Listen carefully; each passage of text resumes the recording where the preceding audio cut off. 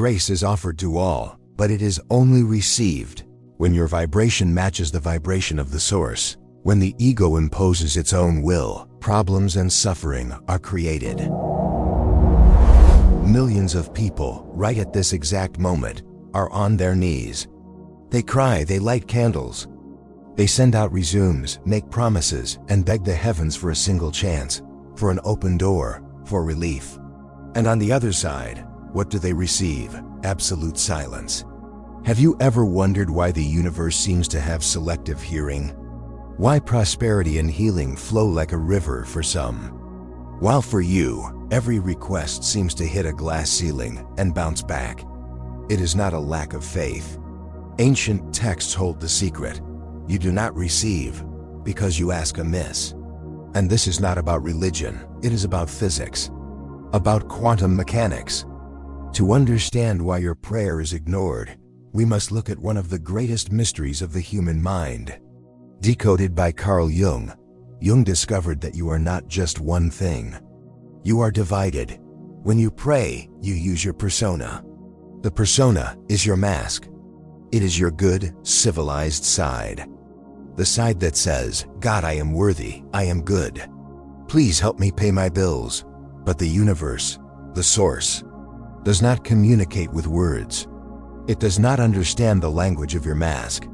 It reads your deep electromagnetic signature. And here lies the fatal error. While your persona asks for money and peace, the one actually sending the real signal is your shadow. The shadow is where you hid all your fears, your scarcity, your anger for things going wrong, your hidden envy and your guilt. You put your hands together and ask for abundance, but your shadow screams to the universe, I am desperate. I will run out of money. And in the physics of co-creation, desperation cancels out hope.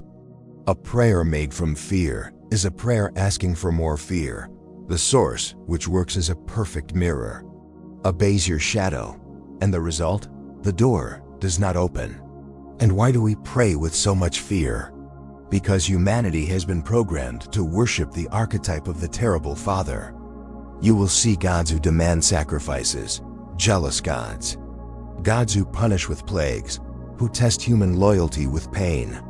We have been conditioned to believe the Creator is a tyrant in the sky, judging whether you deserve or not to pay your rent. But awaken to the ultimate truth.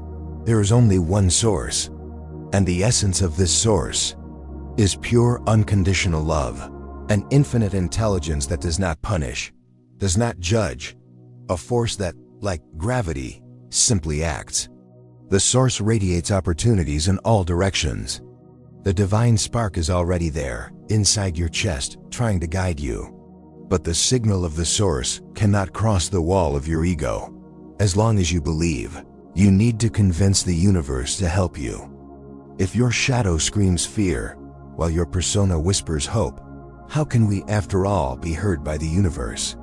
The answer is not in an external ritual. It is in the biology of your own body. Your body is a reality generator. In quantum physics, the thought acts as the electrical charge. It is the intention. It is the arrow pointing at the target. But the thought alone does not move the universe. The thought only draws the possibility. What pulls it into matter is the magnetic charge. And human magnetism has only one home, your heart, the feeling. The human heart generates an electromagnetic field thousands of times stronger than the brain. The universe does not hear your complaints. The source only reads and mirrors the electromagnetic signature of your heart when you get on your knees to ask for prosperity. But your body is flooded with cortisol, with stress, with anxiety. Your shadow has taken control. You are sending an electrical signal of abundance, but a magnetic signal of desperation and scarcity. The signal short circuits. It becomes chaotic. And the quantum field returns more desperation, more closed doors, more scarcity. For the prayer to be answered, you need to make what the ancient mystics called the quantum leap. But a leap is not made with your physical body. It is made with your brainwaves. And this is where science meets the divine. To understand why your reality is stuck, we must look at the electrical frequency of your brain. Right now, as you worry about tomorrow, as you stress about your bills, your brain is operating in what neuroscientists call high beta. In high beta, your brain is fragmented. It is a state of pure survival. You are entirely focused on matter, on time, and on space. You are trying to force the physical world, using only physical effort. It is like trying to change the reflection in a mirror by scratching the glass. It is exhausting, and it does not work. To take the quantum leap, you must slow down your brainwaves. You must move from the chaos of beta into the calm rhythm of alpha, and eventually into the deep, hypnotic state of theta. Theta is the frequency of the subconscious mind. It is the doorway to the quantum field. In theta, the wall of your ego collapses. You are no longer a name, a body, or a problem. You become pure consciousness, pure energy. And how do you access this state? By abandoning the archetype of the orphan, the one who begs, who feels abandoned, and assuming the archetype of the magician, the one who knows that he is already part of the whole. The ego tries to manipulate the infinite, and the infinite does not let itself be manipulated. To take the leap is to let go. It is to embrace your shadow, accept your fears, and say, I do not need to control the universe, because the universe already flows through me. But slowing down the brain is only the first half of the equation.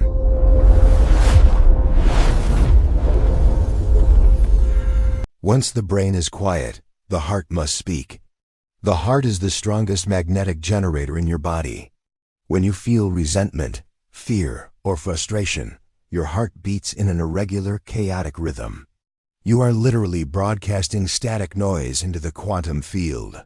But when you feel elevated emotions, like gratitude, compassion, and unconditional love, your heart falls into a perfect, harmonious rhythm. Science calls this heart coherence.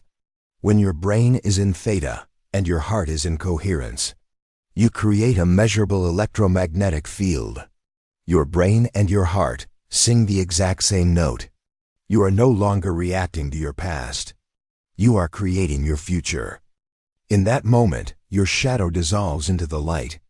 Your persona loses its importance. There is no longer you and the universe. There is only the source, experiencing reality through your eyes. So, what will you do today? When night falls and you lay your head on the pillow, the old humanity, held hostage by fear, will get on their knees and beg for the heavens to pay the bills and cure the pain. But you, not anymore. From today on, you abandon the role of a beggar and assume your place as a creator. Do not just listen to this video, experience it, right now. Take a deep, slow breath. Pull the air deep into your stomach. Hold it, and slowly let it go. Close your eyes and silence your mind. Feel the weight of your body. If anxiety comes, do not fight it. Remember Carl Jung, do not fight your shadow, just observe it. Say to it, I see you, I accept you, but you no longer dictate my reality. Take another deep breath. And as you exhale, bring your attention straight to the center of your chest, to your heart, your magnetic generator. Do not ask for anything. Your only mission is to generate the emotion that the problem has already been solved. What is the feeling of having a prosperous bank account? What is the feeling of seeing your health perfectly restored? Feel that relief in your chest. Breathe that relief in. Let it expand. Dr. Joe Dispenza teaches us an absolute truth. Gratitude is the ultimate state of receivership. If you give thanks before the event happens, your physical body does not know the difference. For your heart, the future has already become the now. You have just zeroed the resistance.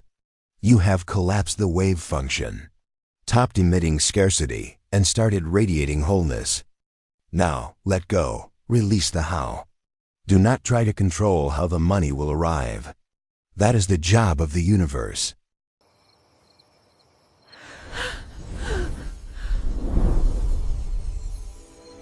When you no longer need to force anything, the infinite flows through you.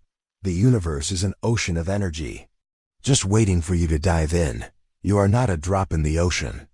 You are the entire ocean, in a drop. If this message brought clarity to your mind and touched your divine spark, allow this frequency to expand. Leave your like. Subscribe to the channel so we can continue to unravel the mysteries that your soul already knows. Share this knowledge with those who need to step out of lower frequencies. Stay in peace, stay in coherence. Until our next encounter.